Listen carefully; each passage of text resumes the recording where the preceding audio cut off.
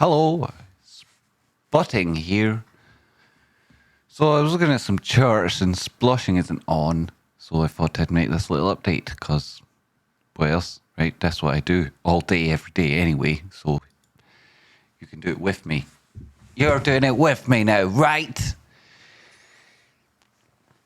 Hail, the Tradespotting's here. What the hell do we care? Right, so price action, this is Bitcoin futures. And there's a flash at 20,280. But you know that because you've got the Rocket Crop Flash, you smart person, you. It saves you so much money, which is incredible, isn't it? You know, it's incredible. I mean, you've got the right mindset already having it because then it helps you make more money. It's fantastic. The utility in the thing, you know, from it you can derive money, which is fantastic. So having gone ahead and got it, you're now able to use it, which is fantastic. And it helps inform you that you'll know Bitcoin futures contract in future will come back to 20,280. Interesting. Couple other things before the heartburn overcomes me. Quickly get your snorkel in. Oh, whew. Some relief, right? My snorkel. Right, so, right, what's going on here is this distribution, and this is more of the same. In here, right, a little bit of inflection may come back up and test this previous level of resistance. This is a 1.13 extension of this low to this high, right? That's the low from June 2021 to November 2021. The low to high, that move, gives you an extension of 1.13, which is also the same as the 1618 on the low from January 22 until the peak there this year, March 2022. So you see how there's confluence there, and that became support then when price action broke down, and resistance when it recovered the breakdown on May, 12th of May there, and then when it touched it from belows on August, right, a couple of weeks in August. So see how that level worked, right? That was also the 1.13 extension. So it became very important. And that equivalent then is the next low, right? The next low, the same thing happened to the 1618 here. And then, whoop, there it is. As you can see, when I turn this on, 1.618, 2618, right? That's the next extension level that I use in this particular analysis with this particular method of medium, this particular medium. Hi, have you liked the subscribe button? Of course you have. You're from a Discord on Flash Room and everything. So, cause that's the only place I'm planning on sharing this video. Quickly get your snorkels in. Oh shit! No more snorkels for me. That's it. No mask, no mask for you goes. So yeah, we're all doing serious work here, aren't we? Us flashers. So yeah, I mean, if it does move back up again, there's gaps on the chart and whatnot, and we're all looking at that thinking, yeah, sure. It won't change the trend, right? The trend being this has to exceed this high, 69,000, before it starts actually really going crazy, at which point, you know, this thing does love to make parabolic moves, and you expect it would do. But long before then, you'd have obviously gone beyond this. You know, it's a lower high, especially when you put it in context. And then obviously the definitive part of the trend when this was the first lower high, this was a higher low though. So the trend, you know, definitively became down when we broke this level at 25. And so that being resistance subsequently means this is a very important reflection point, right? 25,000 on Bitcoin. Very, very important level. Now, perhaps the most important after our most recent test lows in it around this 2618 extension. Which, as you can tell, if you go from the low within this formation here that we've been in. Get up, buddy. Where's this guy? Yeah, this low, which is in around this 2618. If you do the extension here, drag it out, this is the 1618 down at 15,750 and 2618 is at 13,165, which is interesting. Pull this guy over. Obviously, you're a little bit further down there if you're looking at the breakdown. Ultimately being still in line with this dominant fib, which is the divergent second high on Bitcoin, and might define then the ultimate low, at least the target for a catastrophic breakdown based on that. Fibonacci sequence, you might be looking in at these lows, yo. You might be, yo. I'd say that that's very close enough that I would be aiming for this on any move. After that, of course, there's obviously potential, but I'm not talking about that happening immediately anyway. So this would be a retest of a breakout. And until such times as that's decided, you're not able to say it's definitively breaking down. It's back above a 200 period moving average, 50 simple above that, price action above them, both trend to the top side in the sense that it's above this high and higher lows. But then, you know, a number of people would look at this formation. You could draw it different ways, but that jumps out at me. Very dangerous. Very dangerous. Horizontal levels to look to. Then we can go right and see golden pocket. Top side fill that, 22,400. This is the futures, remember. 21,225. 50% retracement at that stage. You've already made that level. Already pushed there. And again, bearishly divergent on RSI, despite the fact they're in the bullish control zone. Not going to argue with it while it's there, but should it break down, not hold support at this stage, which would be the 236 at 20,500, you would then lose that. You'd be targeting the 382, which would also be beyond the upward sloping support line this thing's put in since it touched its lowest point in this formation at 17,180 or whatever that was. What was it? 17,890 something. And around that level. And also, if you're looking at that and you want to be paying attention, right, 5-minute time frame there, you can see the futures chart retraced to this flash at 20,245. At that point, you had your inflection point, your price action moved into the higher high. And this would be an interesting level to look to at any sort of a breakdown, you know, talking about those levels as we were slightly higher. 30-minute time frame, what's the momentum saying again in here? You have potential cross that's trying to undo itself. There we go, boom. Above the 200 period moving average as that went through, but it didn't give you the effective signal and you were below when that went through. So now you're also experiencing a touch of bearish divergence. It does put risk on Bitcoin. Risk is on Bitcoin. So this is a crypto update. And shout out Rocky Outcrop. Tell me everything I know. Then I would point out something very interesting before going to talk about the altcoins. Where are you? There we have it. I found it. Found it on my Onio.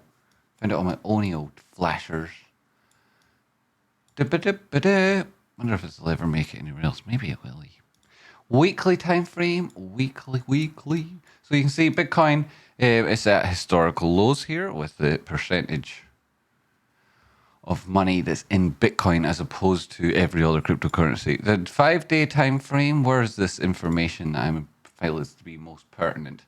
Clearly you're in a formation here that's defined by this high, 1, 2, 3 touches, and this low, a number of them, 1, 2, 3. I'd take that out and put it along like that and say like this is the lower risk, higher risk areas. But that's not what I'm talking about. Well, it is. Here we are, 2-day time frame where there's a flash back up at 60%, right? 60%. So the question becomes, is this going to be in a bullish or a bearish scenario where we see Bitcoin dominating to the tune of 60%? It seems obvious to me, the answer to that question. Then we want to look back down daily time frame. You can see you're at this level of support at the minute, right? That flash is somewhere up those levels.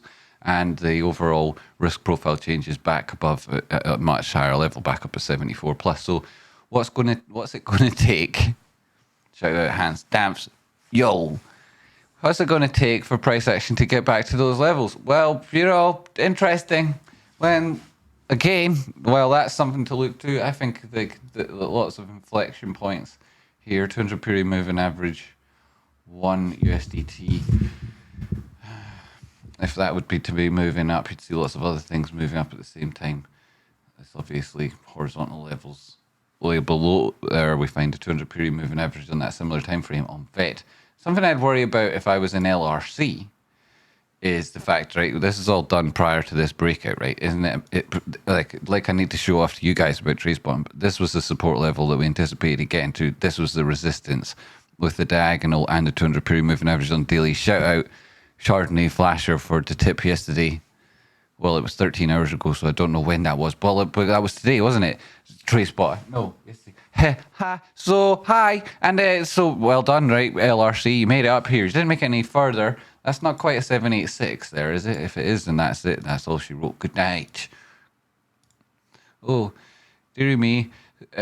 So, dearie me, LRC. So, you want to be careful with LRC. I'm sure there's still a potential area to aim for. This previous flash up here at 0.5 and change. That's still very possible. 2 hour time frame back above the golden plus 70. I didn't even knew that. It's not great. It looks like it could be a bull flag and try and push on. At that stage, you'd be anticipating bearish divergence. Previously overbought there. Volatility still high. Stochastics absolutely dropping off a cliff. Just coming back to the sort of places they could turn around and push their heads back up again. That's the early time frame. They're losing utility there. Down at 30 minutes. Where is it then? There's a number of things to look to on this. Where are they? I'm trying to make a point about it, and they're not jumping out at me. It's really frustrating at the minute. Where is it? Turn off the drawings. Tradespotting. What are they? What are these things? Ha, right, yes. So, flashers. Hey, flashers. Yo, flashers. Yo, it turned off the drawings and turned back on again. It did that multiple times. So, 5 minute time frame LRC. Bear this in mind. Facts. Whoops. Facts. Fang. Now we're getting. See, this is different. This is different. This accidental type. What did this bring up? Nothing exciting there, though. That is a nice chart. Yummy. What's going on with this thing? Global 30 crypto index. Okay. I see. Right. Well, we need bigger time frames. That's what the trailer for Tradespotting will say when it pans to the guy at the back. We need bigger time frames. So this looks interesting. Whatever this. How did this come to my attention? Boring. What about this? This will be very similar to what we just looked at, won't it? Resistance, support. Holy jeepers. And then I suppose we take it from the low here to the high. There's your first extension. There's the next breakdown target. Whoa, that'd be brutal, wouldn't it? Right, and that sort of matches up with what we were saying previously. And then within this section, I suppose you would do that. You'd catch another one, wouldn't you? Yeah, looks like it. 236 golden pocket already. Oh, inflection points and whatnot. Right, so anyway, I don't know why that jumped onto the chart. I was trying to make a point about something else. And also, this is another thing. Flashers. I'd pay attention to. Downward sloping diagonal there. I mean, it's relevant everywhere. Weekly time frame, though. Flash back at 0.74. In the meantime, lots of other things to look to below. Also, if we're talking about these idea of extensions, right? Just to be aware of this guy. This is already in around that guy, and you've got your confluence here previously. So if you are looking at resistance in this breaking out, 0.52 is at 0.43 at the minute. Even though, and there's obviously then you're back down here, other areas, inflection points. Full 2 hour time frame. Where is this good? There's another things I wanted to. There he is. I have to be very careful. ADA. Very careful. And then I'd be marking in my support and resistance, and I'd be aware of these, whoops. I don't know where that guy, how did you get there? Ha! This dude. Golden pocket retracements, I'd be looking for confluence, and I see it there, where you're already approaching those levels. So risk is very much on smaller term time frames. Weeklies, yeah, there's all those areas to aim to. You're not trending that direction at the minute, and you saw those other charts we put up. So, if everything does go fantastically bullish, then there's great targets above. But there's also really clear warning signs, and the structure of that Bitcoin dominance, like what would it take for Bitcoin dominance to return to 60% under current conditions? Well, if everything was bullish, Bitcoin would have to be outstripping the market to a significant degree. And the narratives for that would need to be that in a bullish scenario that Bitcoin had achieved something, was achieving something, and was definitely taking market share away from things like Ethereum and big market caps outside of it. Whereas if everything was collapsing, then a lot of the money would be going into Bitcoin naturally, because that would be seen to be the safest of a bunch. And therefore, it would be quite easy for the dominance to go up in Bitcoin in that sense. Also, a lot of money would just be being liquidated. And so to bear those things in mind. And whether or not Bitcoin does make it back to those lower flashes, seems like it's, going to, and this is going to be a famous indicator, and we're all going to be a famous trading group in future. So, yeah, I mean, like, they got to bear in mind, right, how's that 70%? I mean, it's not 70, 74 probably goes to, but the flash is in around 60. How's that going to play out, right? And is it going to be when ADA's moving up to 0.74? Is that why Bitcoin dominance is going to be taken over at that same stage? Because, the difficulty, like, the probabilities would suggest not, right? So, what does that mean for the overall market before such times as these topside flashes are hit? And if these are hit in advance of that, what does that mean for the price of Bitcoin? So, which is super interesting. That's where we started on the futures. And what's Bitcoin been doing right now as we've been talking? Where are you, Bitcoins? If I don't, I'll just look for you. There's where you go. Use this one, eh? So is this was all right? Well, continuation there's pretty obvious what that would look like. You could obviously mark that out as a channel, and you can see that there's a couple on there holding that previous resistance. Horizontal level 18,625, resistance 21,640, 21,367. Will it push back up and test that? If it does, the next target's 2345, 200 period moving average at nearly 24,000, and then this horizontal level could easily still be that. There's your 236 previously. So if we take that as a very important level on the weekly time frame, should everything get bullish, whether or not that happens is a different question. Down to the daily, right? Well, it's hard to, but we have to ignore that right now. Pushing back above these prior highs, was it okay? Not bad at all. Quite good having held the center line at that part of the trend. Quite good. We'll see 200 period moving average up there at 24. Obviously, this moving up while the futures market is closed, and SPY at the end of the day 376, 1.47, catching these wicks, closing that gap, moving back up, testing the 382, 50 simple period moving average. Really needs to get back up and recover above that. It's had a positive end to the day. 1 hour time frame, a little small as it's meaningful. Tradespotting says 200 period moving average, bullish divergence, catch top top of the bearish control zone, bounce up, find that. I think that's the 21 exponential. What am I using in there? Pardon me, just to get this gap so you see what I'm using. 21 exponential. Yes, yeah.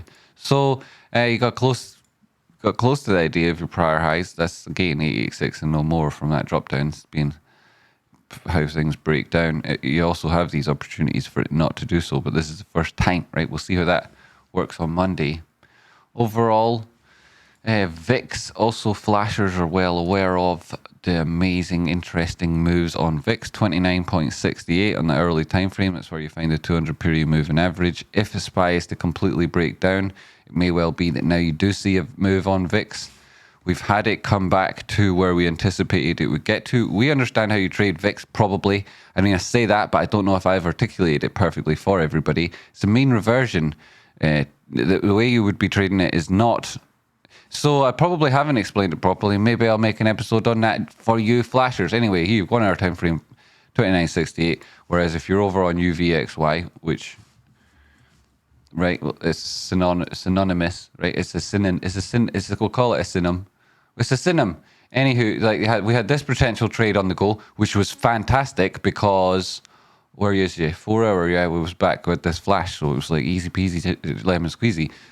And so, if you know the VIX is similar, then you were able to anticipate all these things. Everyone tweets all like, oh my God, I can't believe VIX is coming down. I can't believe it when the market's so volatile and everybody expects everything to double. We can't believe VIX isn't going up and going crazy. And oh my God, because that's where all their money was, because they copy Tradespotting, but they don't watch every day. Anyway, you're back, golden pocket retracement, bit of a bounce. There's a surprise. Not.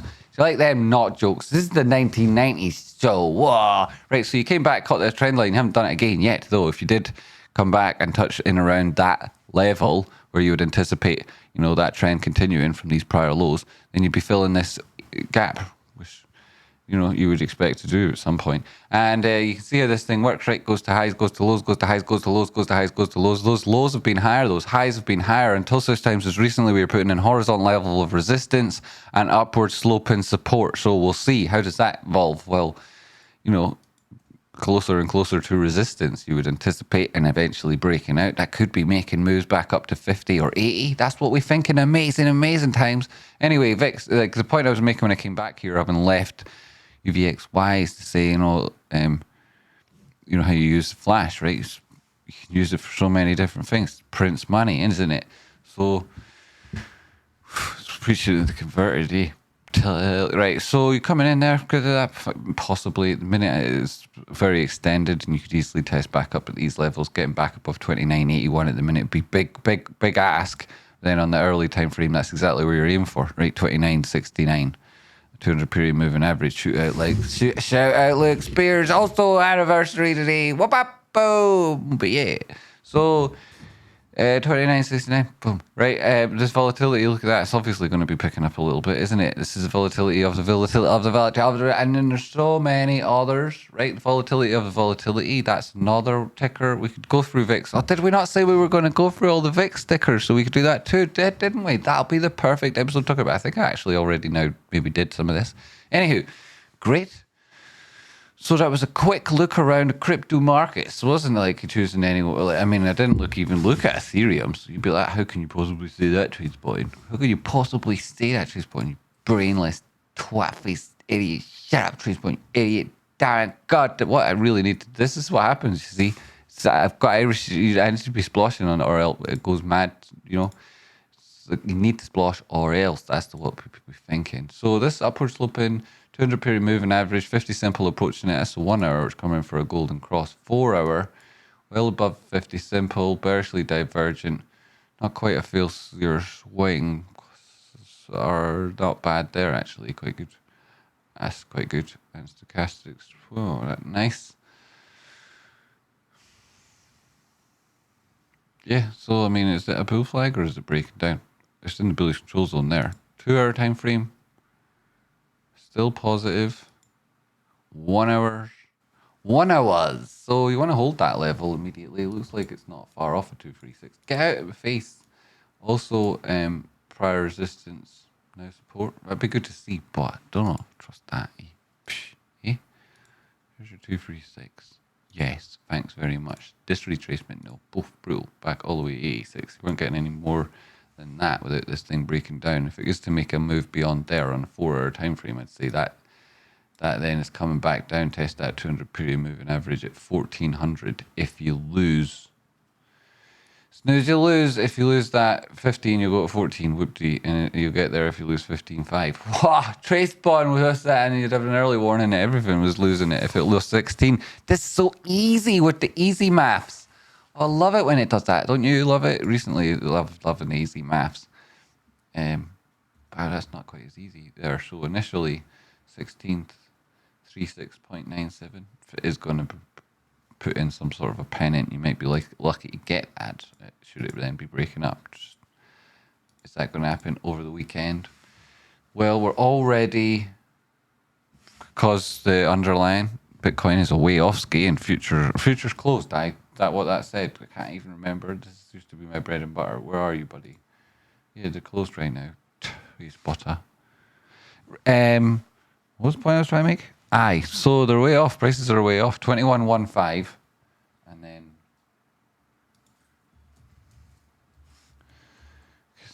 side by side, 21.357. So $200. Positive move since futures have closed at the weekend.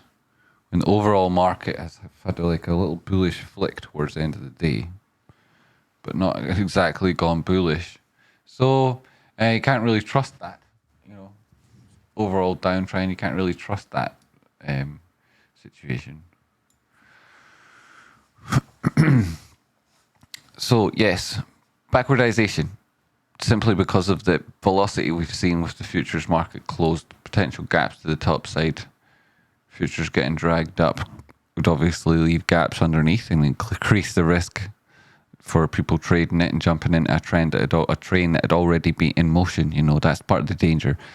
You don't want those sort of artifacts below if you are entering a trending move, which has made a significant and like it's changed its risk profile because of the distance it's already traveled, right? While it may be a trend already in motion, you want to be careful that you've not jumping on at the wrong time, right? When it's going at its fastest and you're like it's about to immediately slow down and or change direction. So point I'm trying to make is, can't remember. Bitcoin, yeah. Oh yeah. Well, contango. Well, you want that back, but then not under these conditions, right? Under these conditions, you want it to be naturally futures prices picking up because so much going on the positive side of things. You'd also like to see that contango happening with a positive call put ratio and a lot of positive open interest around particularly increasing around tests of support levels, and so you could look at some of that. Tradespotting. Or you could make as you won't go back through this 236 there. That's the 236 currently, actually. Tradespot, or what was it? The last time there was a 236. Let's go back in time. This was the high. This was going through the 236. That was through the center line. And you got another positive move on the open interest at that stage and money flow coming into the market, which took Bitcoin up. So that's a positive situation. We're not seeing call puts there, but that's like a part of what's going on in the calculation. So yeah, I mean that's sort of positive. You see a retest of this breakout, that could be good, of this breakout zone if it works out from that. Also read 200 period moving average retest and 50 simple going through it at that point would be a good place to catch and go up again if that happens on the market open. You'd be back below where the futures closed at, so don't like the whole picture there. But it would then, of course, be closing that gap and be the first place for it to bounce. So until then, maybe you're looking at it like that. That's the place where you're immediately wrong. 4 hour, I can't remember. We did it, didn't we? We did, I think, Sosa. Yeah, and we'll look at that as well, too, back up at 31. Which is just nearly a 24 target, is it? Was it 23.50? What was that? Anywho, I think we've reached the end of Tradespotting's brain at the minute. Thank you very much. Whoop.